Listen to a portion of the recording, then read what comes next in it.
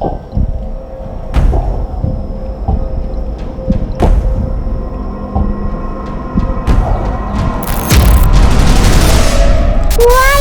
si kobra benar-benar tidak bisa menahan emosinya. Lihat, ia langsung menyerang biawak. Si kobra nggak tahu apa ya, kulit biawak kan tebal, nggak mungkin ditembus oleh taringnya. Nah, gawat! Si biawak mulai terpancing emosi.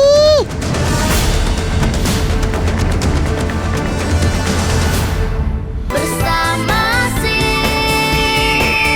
otak.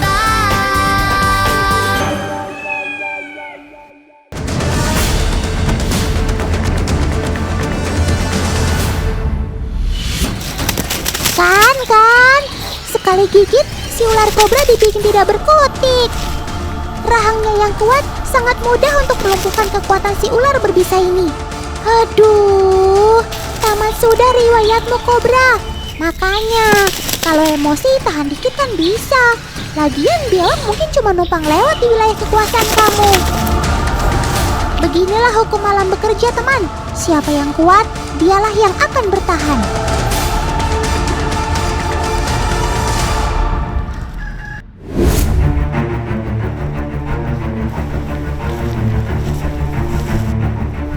Kenapa ada dua biawak di sini? Wah, gawat nih kalau mereka sampai bertemu. Aduh, kenapa nggak ada damainya sih? Tadi dengan si kobra, sekarang sesama biawak juga berduel. Teman, biawak mempertahankan wilayahnya dengan cara bertarung. Pertarungan seperti ini biasanya sering dilakukan saat masuk musim kawin. Biawak jantan tidak akan menerima kehadiran jantan lain dalam wilayah kekuasaannya. Si biawak besar ini mulai melancarkan aksinya, teman. Ia mulai menggerakkan cambukan ekornya ke sang lawan. Sepertinya cambukan saja belum cukup. Hop! Si biawak kecil pun jadi sasaran gigitan.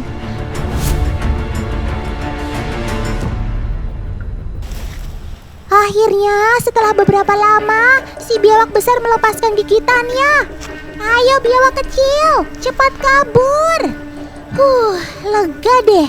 Untung saja kamu segera pergi. Hampir ada pertumpahan darah di sini. Teman, selain gigitan, ekor menjadi senjata andalan biawak. Sabetannya mampu melumpuhkan musuh dan mangsanya. Nah, kali ini Otan akan menguji kekuatan sabetan si biawak. Agen Otan sudah menyiapkan beberapa balon berisi air. Oke, kita mulai ya. Agen Otan akan memancing agar si biawak merasa terganggu dan menggerakkan ekornya. Apakah sabetan ini mampu memecahkan balon? Sabetan berikutnya. Ya, balon-balon pun akhirnya pecah. Gimana? Gak diragukan ya kekuatan ekor sobat Otan ini? Ih, Otan jauh-jauh deh kalau gitu.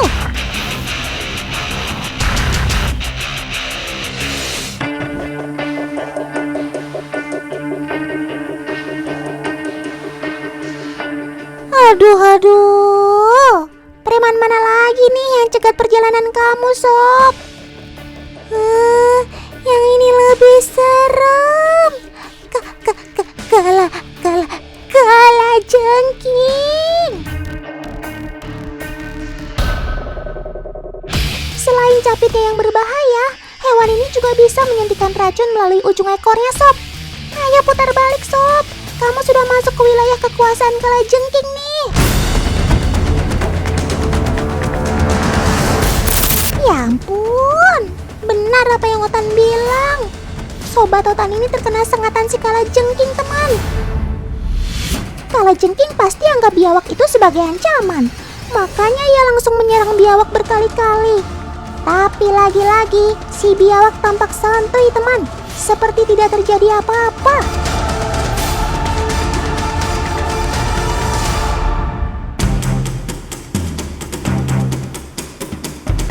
Memangnya kamu gak merasakan sengatan si kalajengking, Sob? Oh iya, Otan lupa. Kecil-kecil begini kan, dia sudah memiliki kulit yang sangat keras. Terlihat sengatan kalajengking tidak dapat menembus kulit sobat otan ini, teman. Malahan, sobat berkaki 8 ini disingkirkan oleh biawak pakai cakarnya yang tajam. Syukurlah kamu masih baik-baik saja, Sob. Ayo, segera tinggalkan tempat ini sebelum ia panggil teman-temannya. 1, 2, 3, kabur!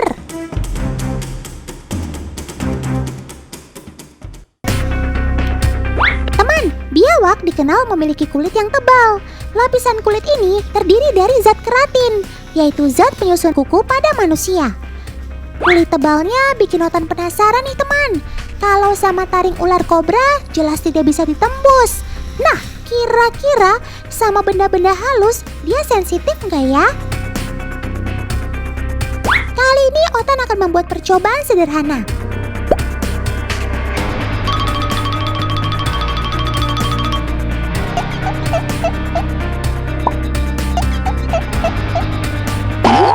Wah, si biawak mulai merespon. Ia merasakan ada sesuatu yang menyentuh tubuhnya. Jangan-jangan kamu merasa geli ya, Sob? Nah, teman, bagian dekat pangkal ekor inilah yang sangat sensitif ketika disentuh. Karena kulit bagian ini tidak setebal kulit lainnya. Coba perhatikan, si biawak langsung bergerak ketika bulu menyentuh area pangkal ekor ini. Maaf ya, Sob, otan gak bermaksud membuatmu kaget. Gimana? Sudah terbukti ya, teman? Meskipun kulitnya tebal, ternyata si sobat otan ini sensitif terhadap sentuhan.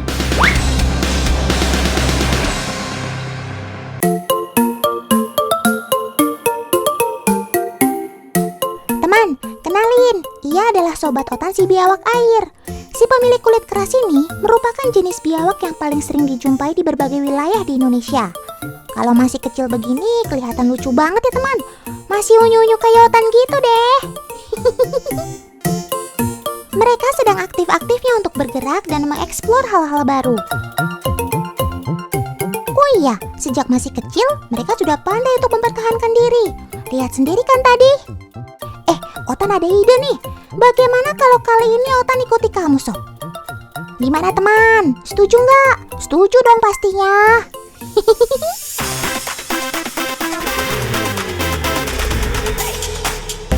Sebelumnya, baby biawak ini berasal dari telur, teman.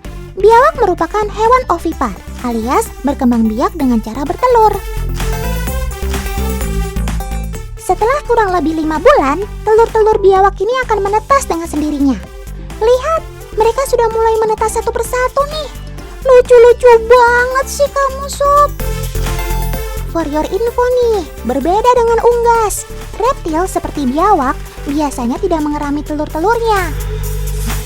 Induk biawak akan menyimpan telur-telurnya di pasir atau tanah, kemudian menutup telur-telur tersebut dengan daun-daun. Alasannya supaya tersamar dari penglihatan predator. Oke, sepertinya kalian sudah siap berpetualang bersama Otan nih. Goilah, Sob.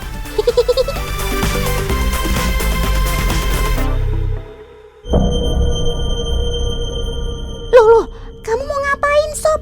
Hati-hati, nanti bisa terjatuh loh. Loh, kok dikasih tahu malah tambah naik sih? Ingat loh, kamu masih baby. Tapi kok kelihatannya kamu cekatan banget ya manjatnya? Coba Otan cek faktanya.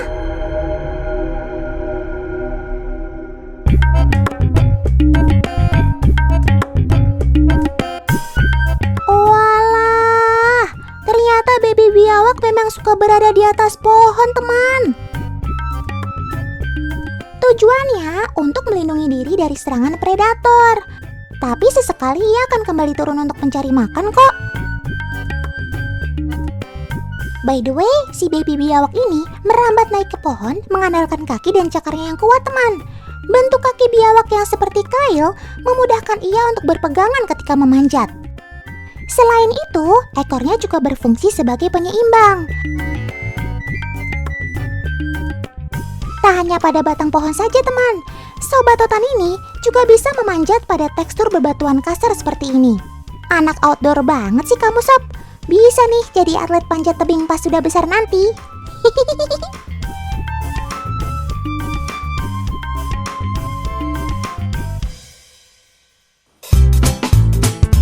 Benar apa kata Bang Haji Roma Irama, darah muda selalu merasa gagah. Itu buktinya. Udah tahu di depan ada tanaman berduri, tetap aja diterabas. Loh, kok semudah itu? Malah terlihat seperti tidak ada sesuatu yang berbahaya. Faktanya, di alam, area semak belukar jadi tempat tinggal yang aman bagi biawak. Makanya, kalau cuma tanaman berduri begini doang sih, bukan masalah bagi mereka. Tuh lihat, dia malah asik berjemur di atas pohon berduri ini. Turun ya sob, Otan ngilu nih liatnya.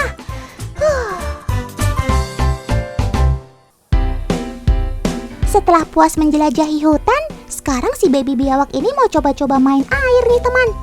Benar-benar deh, rasa penasaran kamu gak habis-habis ya. Biawak sudah pandai berenang sejak masih bayi loh teman. Ya bisa dibilang dia itu multi-talented. Bentuk tubuh biawak memang didesain sebagai ahli renang. Mereka punya bentuk lubang hidung oval dengan posisi hidung di depan moncongnya. Dengan begitu, dia nggak perlu takut kehabisan nafas saat di dalam air. Leher mereka juga sangat kuat, sehingga dapat menghalau arus air dari depan.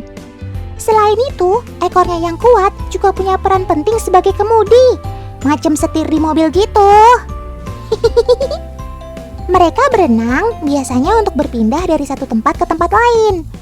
Doyan pindah tempat ini biasanya untuk menghindar dari ancaman predator. Sob, setelah melihat perjalanan kamu, sekarang Otan yakin deh kalau kamu pintar jaga diri. Sampai ketemu di lain kesempatan ya. Sehat-sehat terus sob. Dadah.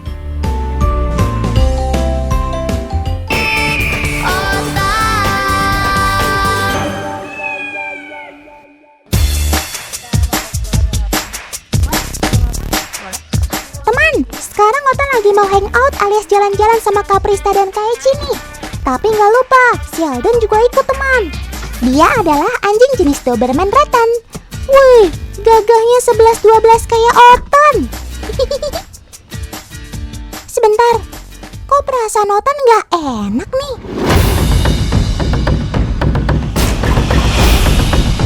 Wah, tolong! Ayo Kak Eci, Kak Prista, segera kita kejar paman jahat tadi. Jangan sampai lolos. Teman, sambil menunggu mereka mengejar pencuri, kita kenalan dulu yuk. Siapa sih sebenarnya si Alden ini? Alden, si anjing Doberman Ratten ini, dikenal sebagai anjing penjaga dan penggembala. Anjing jenis ini adalah turunan dari berbagai ras seperti Rottweiler, Terrier, dan German Pinscher. Sobat Otan ini sangat menyukai aktivitas fisik teman. Ia juga dikenal sebagai anjing yang cerdas dan sangat aktif. Untuk loyalitas terhadap pemiliknya sudah tidak diragukan lagi. Jadi nggak usah heran ya kalau sifat agresifnya muncul saat pemiliknya dalam kondisi bahaya, semata-mata untuk melindungi pemiliknya. Keremak sob, keren maksimal. Waduh, mau coba kabur naik perahu tuh. Ini tidak bisa dibiarkan. Ayo, kejar pakai perahu yang lain, Kak. Tapi memangnya kamu berani naik perahu, Sob? Wih, keren. Sobat Otan ini ternyata bisa tenang saat berada di atas perahu, teman. Jika anjing memiliki karakter yang kurang baik, pasti ia akan gelisah berada di atas perahu begini. Malah ia bisa segera loncat ke air karena ketakutan. Ketenangan si Alden patut diacungi jempol nih teman. Ini tanda kalau mental dan karakternya sudah terbentuk. Cakep.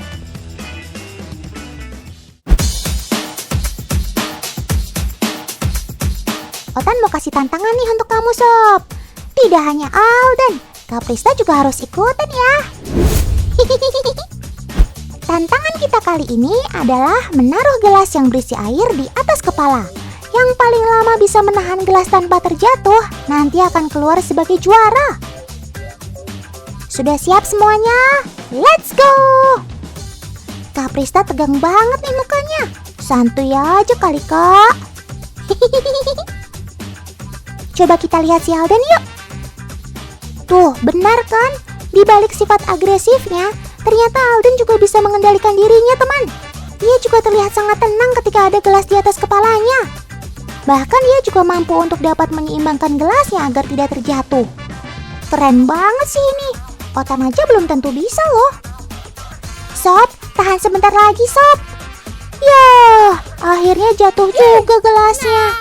Oke deh, kali ini Otan akui kalau Kaprista juaranya.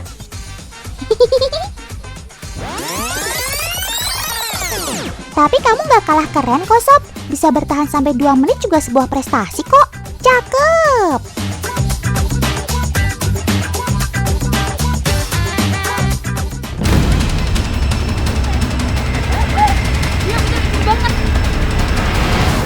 Setelah kabur menaiki perahu, sekarang si paman jahat menuju ke suatu rumah tuh. Nah, ini adalah kesempatan kita untuk melumpuhkannya nih. Tampaknya ia sudah terpojok dan tidak bisa kemana-mana. Alden, sekarang giliranmu. Wush, cakep. Oh iya teman, ini hanya reka adegan saja ya, bukan adegan yang sebenarnya. Cocok kan Otan jadi sutradara?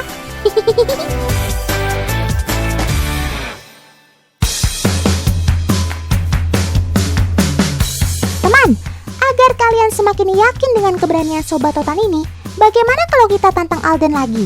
Coba yang setuju tunjuk tangan. Tantangan kali ini adalah memecahkan balon teman. Kalau untuk manusia sih mudah, tapi untuk anjing, yuk kita lihat. Tanpa rasa takut, si Alden langsung berlari mendekati balon tersebut. Dan langsung ia pecahkan tanpa latah. Kalau manusia pasti kaget, bahkan bisa keluar latahnya. Tapi Sobat Otan ini tidak kaget atau takut sedikit pun saat mendengar letusan balon. Keren! Sekarang teman-teman sudah yakin kan kalau si Alden ini pemberani dan tidak kenal takut? Keren maksimal sob!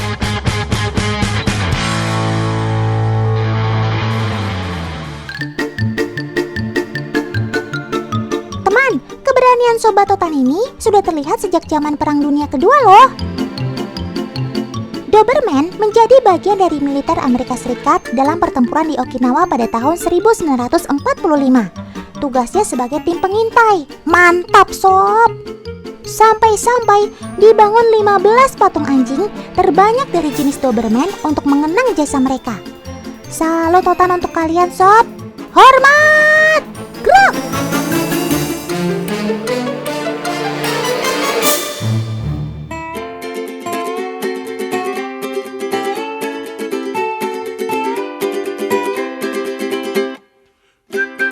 Asik banget nih jogetnya Kaprista.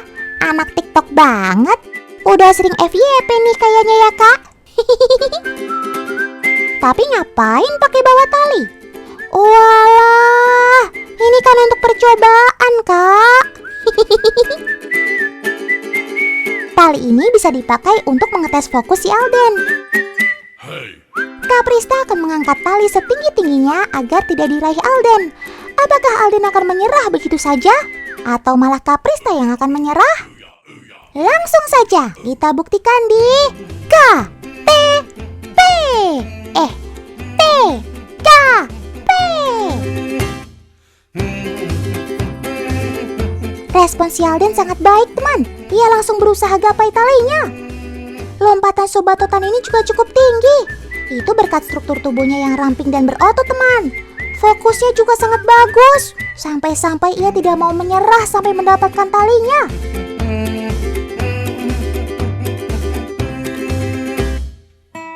Usaha memang tidak mengkhianati hasil ya. Akhirnya ia berhasil mendapatkan tali tersebut dari Kaprista. Mantap sob. Otan akui deh kalau kamu memang gak ada duanya. Cakep. Keberanian Sobat Otan kali ini patut diacungi 2 jempol kan teman? Aksi mereka gak kalah seperti aktor-aktor di Hollywood.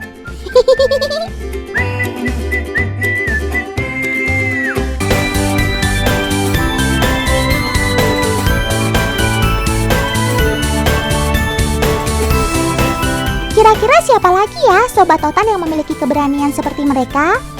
Makanya, jangan lupa terus nonton Siotan setiap hari Senin sampai Jumat pukul 12.30 waktu Indonesia Barat hanya di Trans 7.